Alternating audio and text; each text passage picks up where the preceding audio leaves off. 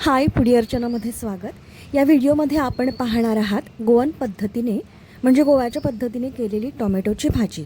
तर यासाठी मी 6 टोमॅटो घेतलेत, ज्यामध्ये मध्यम आकाराचे तसेच मोठ्या आकाराचे असे मिक्स टोमॅटो घेतलेत। 3 कांदे घेतलेत। व्हिडिओमध्ये 4 कांदे दिसत असले तरी घेताना मी 3 कांदेच कापून घेतलेत। आपल्याला कांदे आणि टोमॅटो असे उभे कापून घ्यायचे आहेत। मुख्य कृतीला सुरुवात करताना सुरुवातीला तेल घालून घेतलं। तेल गरम झाल्यावर मोहरी घातली।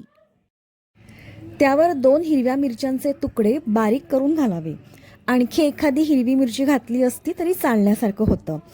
यात पुढे आपण लाल मिरची पावडर देखील घालणार आहोत। कढीपत्ता घालावा। त्यावर हिंग घालावं। उभा चिरलेला कांदा घातला। इथे कांदा आपल्याला खूप मऊसर किंवा गुलाबी होईपर्यंत शिजवायचा नाहीये, हलकासा मऊ करून घ्यायचा आहे। त्यावर हळद घातली। 1 चमचा लाल मिरची पावडर घालावी। आवडीनुसार थोडं तिखटाचं प्रमाण वाढवू शकता। आपण यात हिरव्या मिरच्या घातल्या आहेत, हे विसरून चालणार नाही। मी मात्र हा पदार्थ करताना लाल मिरची पावडरच्या तुलनेत हिरव्या मिरच्यांचं प्रमाण थोडं अधिक ठेवते। गरम मसाला, उभे कापलेले टोमॅटो आणि मीठ घालून सर्व मिक्स केलं।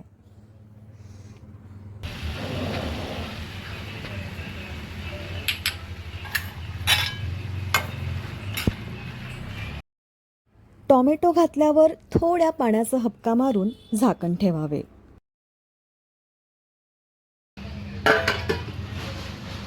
आलं लसूण पेस्ट, जी कांदा घातल्यावर घालणं अपेक्षित होती ती राहून गेली होती, ती घालून घेतली।